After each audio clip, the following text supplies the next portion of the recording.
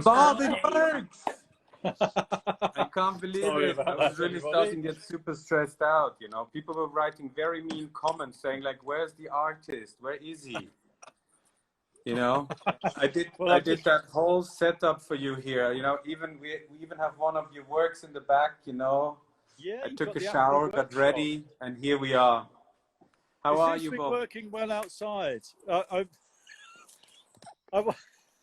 was going to show you the Leytonstone Centre for Contemporary Art.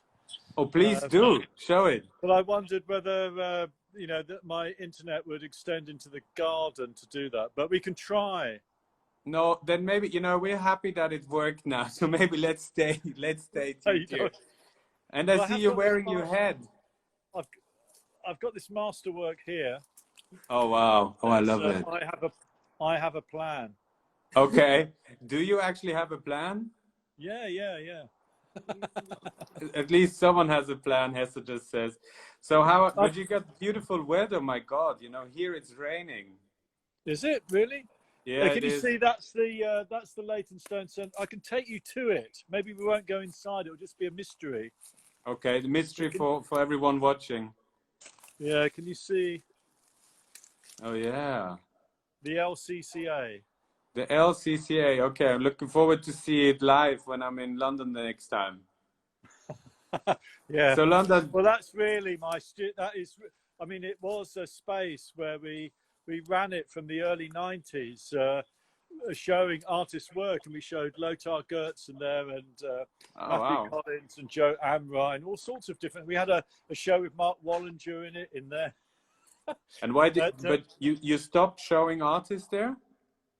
We stopped at the moment because it became my studio, and then you're so selfish, Bob. Went in it. You're so selfish. So no more shows. No, but for a long time I mean, that still is my studio, and that's really where I've been making work over the last few weeks. But because you're stuck in London, you can't go to Ramsgate, right?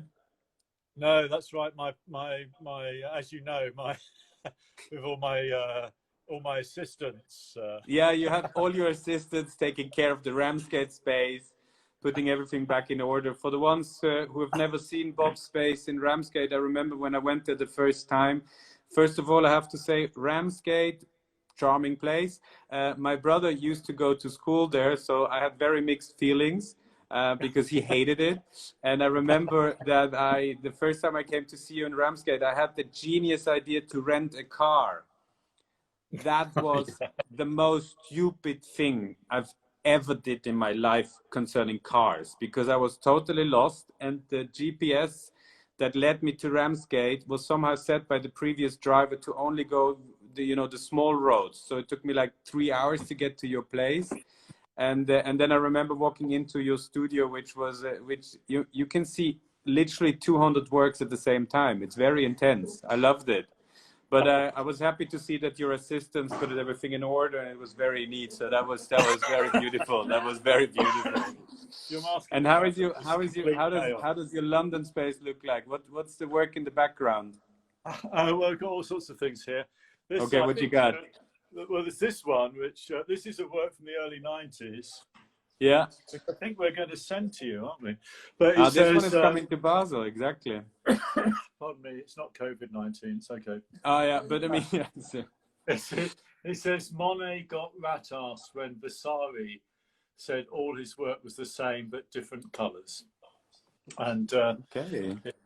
It's quite a piece from 1997, but there are all these apocryphal, slightly ludicrous stories about famous artists and their relationships, which couldn't possibly have happened because they happened in different times. And is that the same kind of period from this wonderful Yoko Ono piece that you showed once in Basel?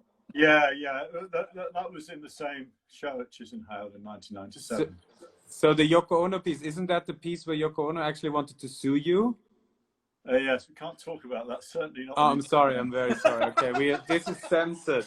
Okay, so they sued. So this is actually This is by an artist called Laura Viali. Yeah. It's actually Jesse and myself and my son and my daughter in their apartment in New York. And you're No, not wearing in a hat Milan, on the photo. The photo, yeah. Anyway, What's yeah. the thing with you know what I found now when I looked through the storage? I found this here. Ah. How many of these hats do you have? Actually, I should have loads, shouldn't I? I should have a big collection of hats. Okay, so we won't have to do a show with all your hats. Yeah. Tell me, oh, Hester's changing the setup. Tell me, what's up with this the Instagram challenges? What happened there? Where did that idea come from? Ah, You have well, to we're now turn the in my camera. sort of office space.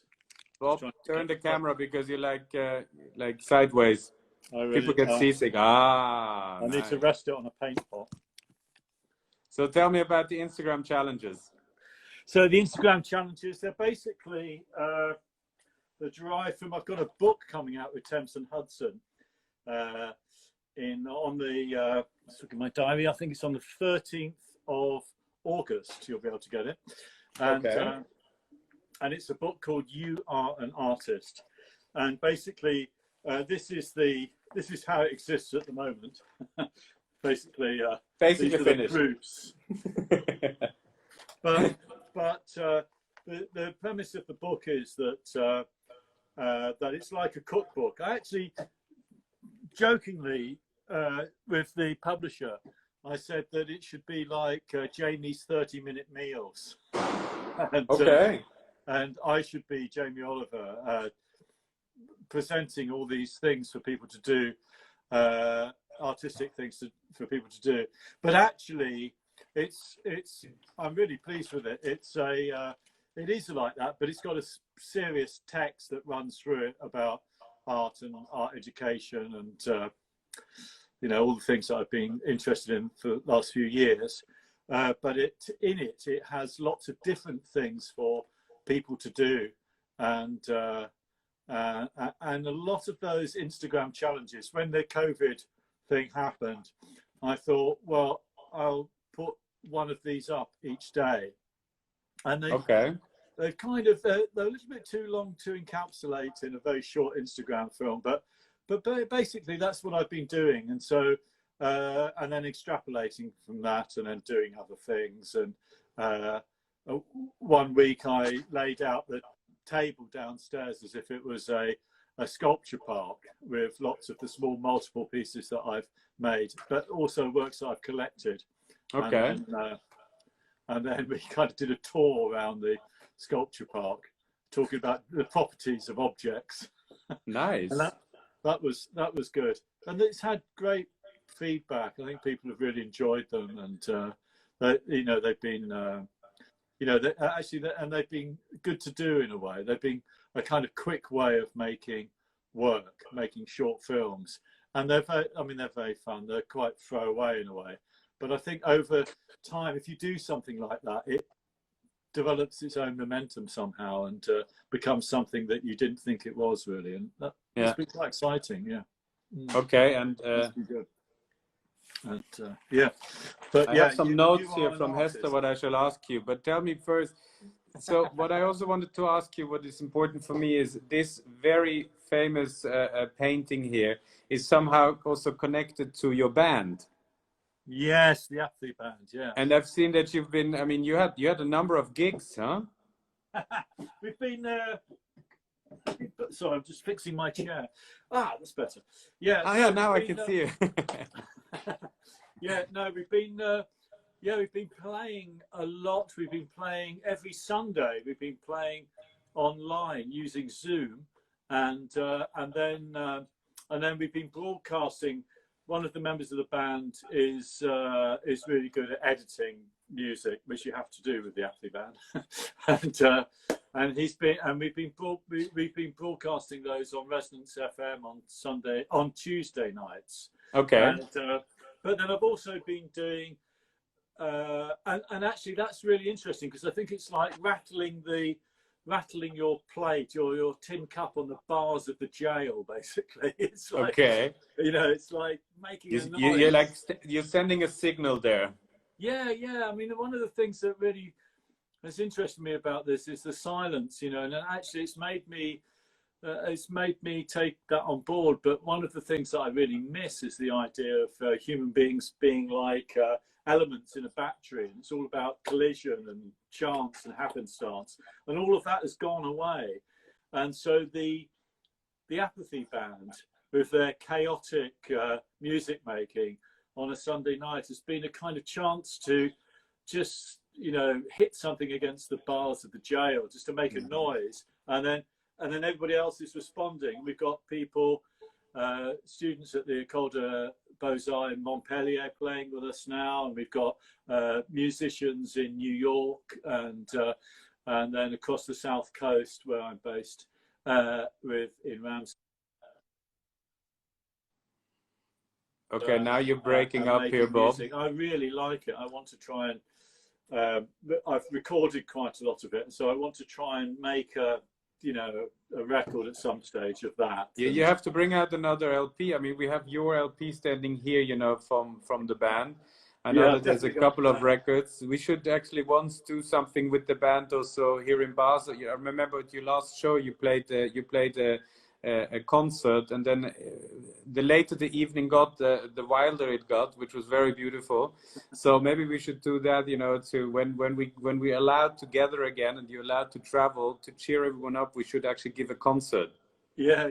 Or we could do a concert in the mountains, and you just, you know, when you exit the space in Jump, as you know, you're really faced by the mountains. So maybe you can give a concert to the mountains, you know, and if it's the winter time, you can have avalanches coming down because of the noise, you know, something like that. We could make like a huge performance and include the Swiss Alps. I think that would be a nice thing to do. The Alps as, I think so too. Create a pastoral, a mountainous pastoral piece. That would be a wonderful thing to do. That would be a great thing to do, right? That would be fun. So tell your band members, please, that as soon as you can travel, we have to do something here in Switzerland, you know? Yeah. The problem is it's now 48 members of the band. Okay, let's rethink the idea. Let's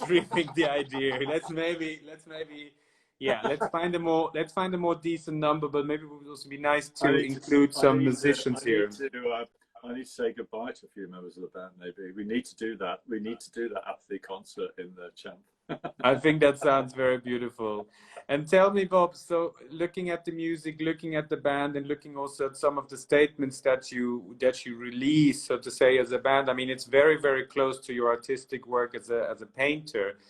Where do you see the connections somehow about what your activity is from being a musician, your activity is being a painter in a classical way, but also being very much involved in the political scene in the UK? I mean, maybe now a little bit less than when things were even worse a couple of years ago. I mean, apart from Boris Johnson, but how do you see it like three different aspects, or do you see it like one big picture that you feel like inspired by all of it? Or how do you see it because a lot of artists have different mediums that they work in, so to say, and they see it very separately.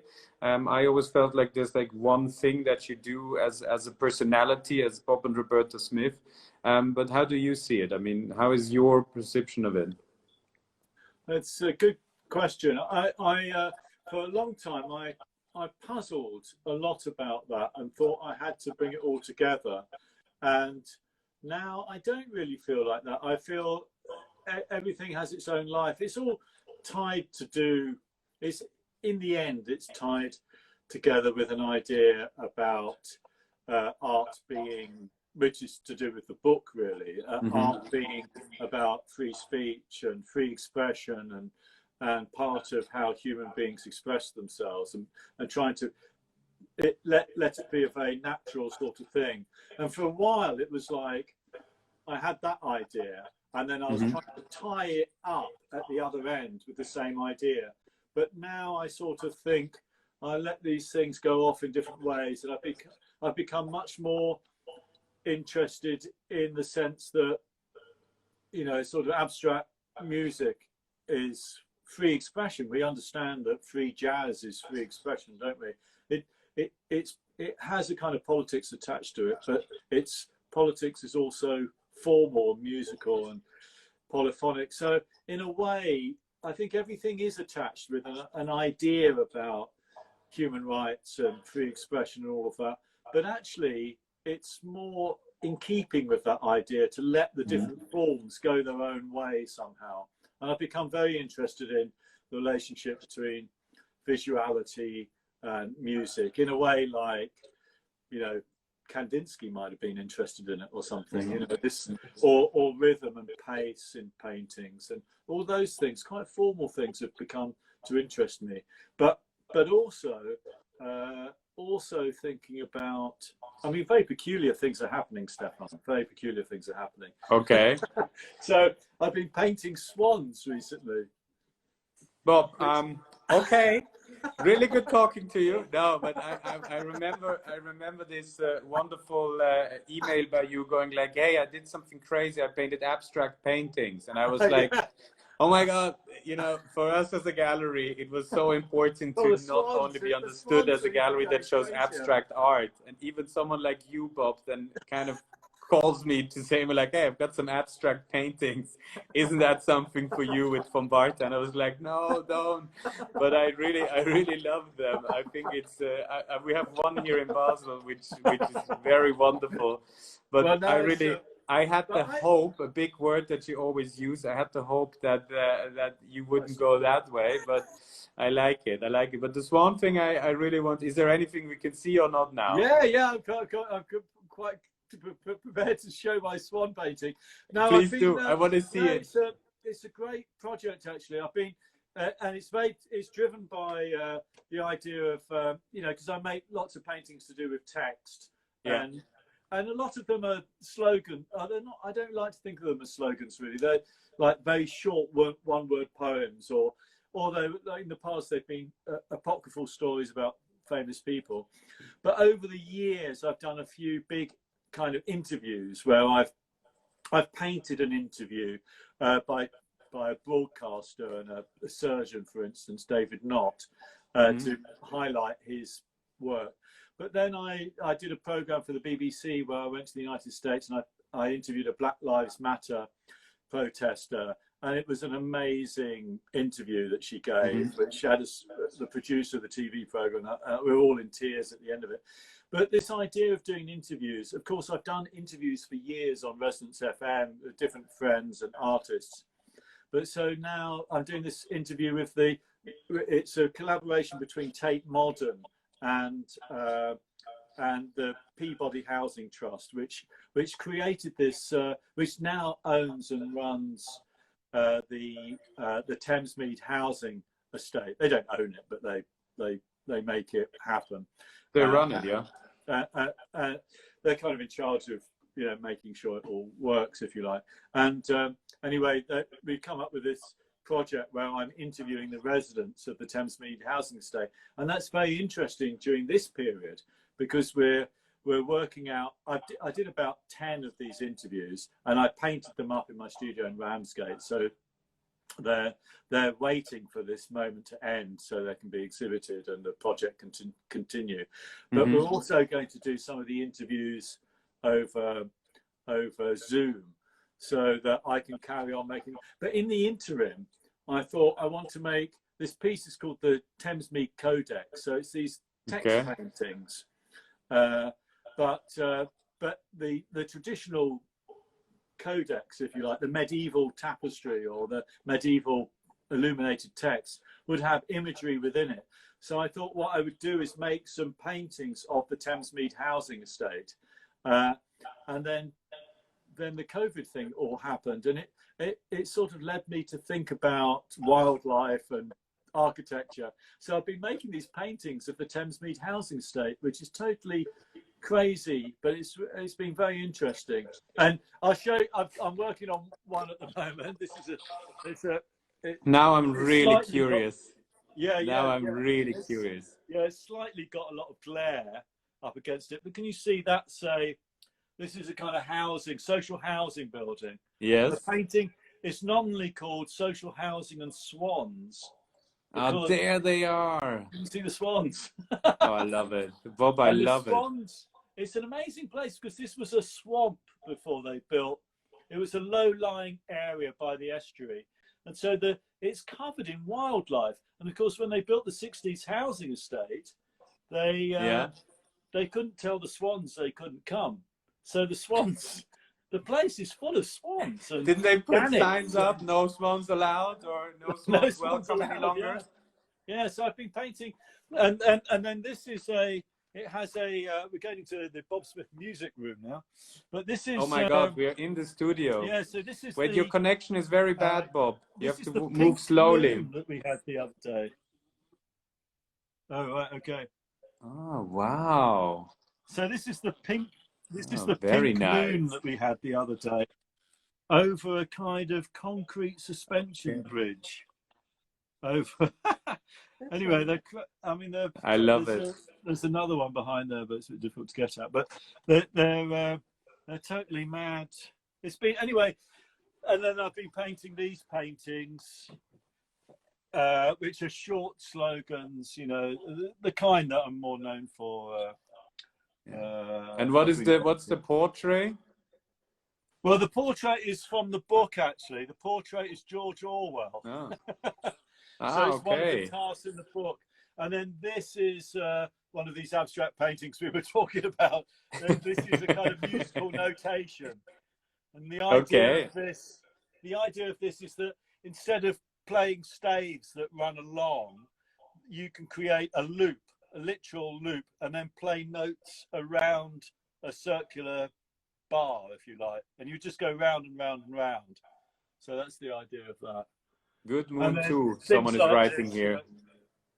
How do you want the world to be after this? And this is, and actually a lot of it, right at the beginning of all of this, I was on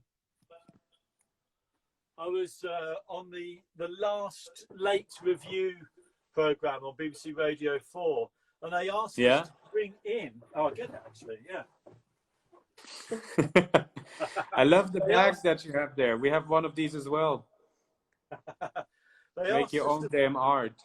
Make your own damn art. Yeah, you got to.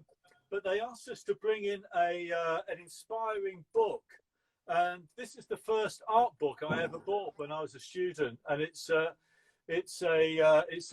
Paul Klee on. It's a lecture that he gave in 1924 on the occasion of one of his exhibitions, and I said everybody's got to read this because it's very good. He talks about art being the life force, and he talks about the tree as a symbol of life, with the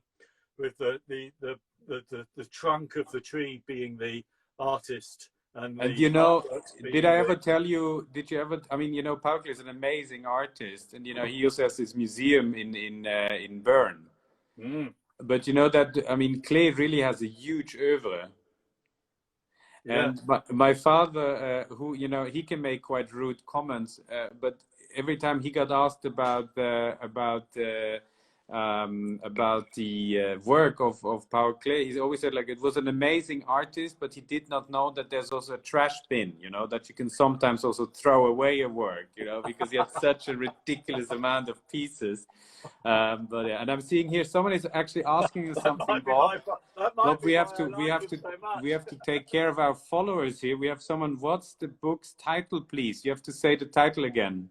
Yeah, so the book is out on the 13th of August. It's called You Are an Artist. But I think he was mentioning the book that you just showed by Paul Klee. Ah, Paul Klee, yes. So this is called On Modern Art. It has within it, you know, some of the ideas which are in the Pedagogical Sketchbook and in the Inner Eye and his other writings. But it's a short, précis version of it, if you like, quick route to it. And he talks, anyway, but one of the things that he talks about, he does talk about arts being the life force. And I thought that was a fantastic idea in this time when we're all thinking about the force of the virus. And the truth is, if you are an artist, you know, you're lucky because it's like being a party planner, really. It's been like somebody preparing for a festival that happens tomorrow. It's all about being... I like that. I like that. Make art, not war. Make art, not war. And you have to, you know, if you're an artist, you're preparing things for the future, and actually that's fantastic, because I know all the artists, and we've seen lots of lockdown interviews Yeah. of artists. Yeah. In the main, they're not going to be the people who are really suffering. I mean, young artists are going to have a terrible time probably re-establishing themselves. But actually, if you've made that sort of declaration to yourself that you're an artist, you are weirdly in touch with the life force in a way that Paul Klee identified. It's a strange thing, but it's true. It sounds a bit weird, but it is true. And tell me, Bob, we were talking about your band earlier. I know you don't have how many members? You said 40. You're 48 people. I know you are on your own, but do you see a chance that we can listen to something, and you feel like playing something or not? Yeah, I wrote you a song specially. Oh, you did? Yeah, I put it on. Shall we use that as the grande finale of our first Instagram live chat, the two of us? Well, certainly give people a good pretext to turn off. So I'm looking forward to it. Okay. I hope you're not. I hope you're not saying any. I hope you're not saying any mean things about your gallerist. I remember that I once saw one of your paintings, and it was something mean about the former dealers. So I hope it's not. I hope that's not going to be part of that song now. No. Otherwise, I switch off immediately. No, not at all. No. And I hope all your folks are doing okay out there in Basel. We're doing good. We're doing good. We're very. Everyone is happy to be able to be working, you know, on projects for the future. So it's all good. We're all happy. I hope the same for you. That's good. Shall I sing this song to you now then? Sorry? Shall I sing this song to you now? Please do. We need to have a panel. So you'll see. I'll just remind you of these texts that are in front of us here. So we've got. So you can see all the lyrics are kind of around me in this room. Wonderful. Like this. Okay. You ready? I think so. Yeah. Yeah. If I can just make that stand up. Oh, yes. Okay. Is this a good framing device? You can't see the piano, can you? But maybe that's a good thing.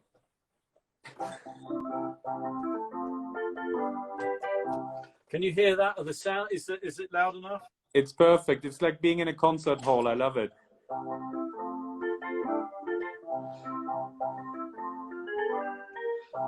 We're gonna get through this with art.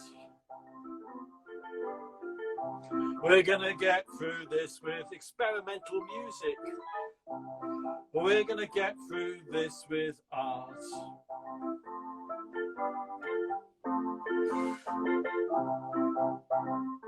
It may be rough along the way.